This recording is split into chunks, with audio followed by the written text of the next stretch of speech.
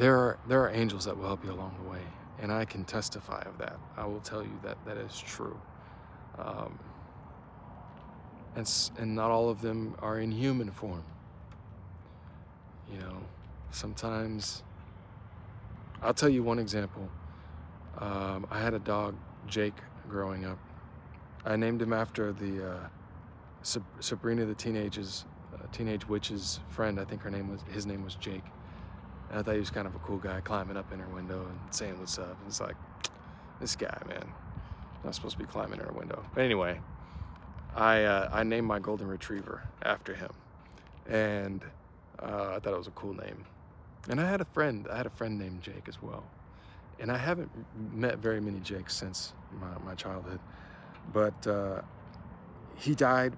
You know, he lived to like 11, 12 years old. It was the most heartbreaking thing that I had experienced to that point. I was devastated immediately. We were close. And what, 20 years later, 22 years later, I'm at the beach, and I'm down there on kind of like a spiritual. Most of the time, when I make a trip to the beach, it's definitely with an intention of shedding some energy. And I was down there meditating, and had my speaker, and I remember putting my speaker on the corner of the towel because it was a little windy. And I ran down to the water, took a quick dip, came back up, just wanted to kind of like settle in for a meditation. And I look on the corner of the towel where the speaker was, there's some writing, but the writing is kind of underneath the towel. And I'm like, did somebody lift up my towel, my speaker, write this thing, and then place my towel back over this? Or did I completely miss this writing? But my instinct was like, this is fresh writing, and it looked pretty fresh.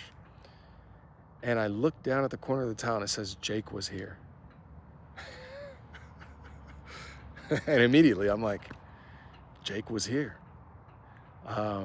There are angels, you know, and I needed that at that time.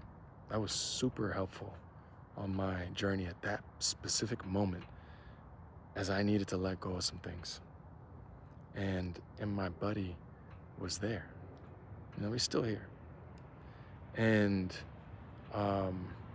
so I say all this to introduce myself as somebody who isn't just coming on the internet to hear themselves speak. I really feel like I've been prepared to say something to you that hopefully helps you along your way. You know, it just gets to you in the right way, and it's said by the right person at the right time, and it helps you keep your chin up, you know? I've been through some shit. That psychological torment, that energetic torment, that betrayal, the antagonizing, people playing in your face, people breadcrumbing you, you know, people taking advantage of you, taking money from you, stealing from you, rigging the game against you, gossip, rumors, being outcasts, being isolated, being attacked, flat out attacked. I've been physically attacked, being bullied. People try to bully every which way, man. People will bully people. Motherfuckers will always try you. That's why just making it through. That's why I was just sitting here telling myself, I'm like, man, stop comparing yourself to other people. Stop comparing your best to someone else's best.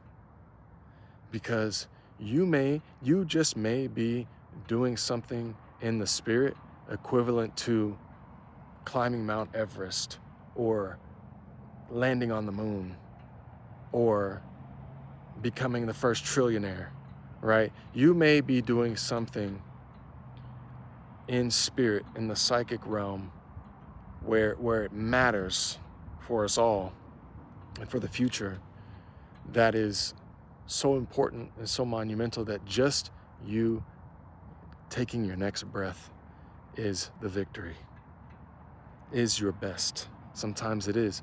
I was so depressed for a long time. For a long time. I'm talking, started as a teenager, got work. Talk about death, people dying on you. You know, my best friend died. Left behind 2 little kids, man. That was rough. And, you know, just mental health downhill. Get in a wrong relationship. You know, I can relate. I can relate. I can relate to being apart from your kid. I can relate to being divorced. I can relate to being laid off. I can relate to being homeless. I can relate to all those, the other list of things I just rattled off. I can relate to losing loved ones. You know, but nothing comes close to being in union and in harmony with the master of it all, with the creator of it all. Because your soul knows. There's already a knowing. You breathe with 100% confidence. You're not panicking all day, wondering where your next breath is going to come from or when it's going to come. There's just a knowing that if I accept that, then it's there for me until it's not. You know? So you're trusting already. Get to know that trust. Be inquisitive about where that trust comes from, and where that breath comes from. As you slow down, still the waters of the mind. The quieter the mind becomes, the more peace you will feel, because your feelings will follow your mind. Find a mantra. Find a quiet place, safe. I used to meditate in a park just like this. Well, it was a little more twists and turns, but I would take a quilt, and there was like a dead-end trail, and I would just go sit down and meditate. It's a beautiful thing. You'll notice you have to overcome fear a lot of times when you can't watch your back, you know, and you're out in nature, and you learn to surrender. So I don't know who needed to hear this little bio today, but that's what I felt called to share with you from my favorite bench swing. I love bench swings. And I'm looking forward to sharing more of this journey with you, however long you choose to stick around.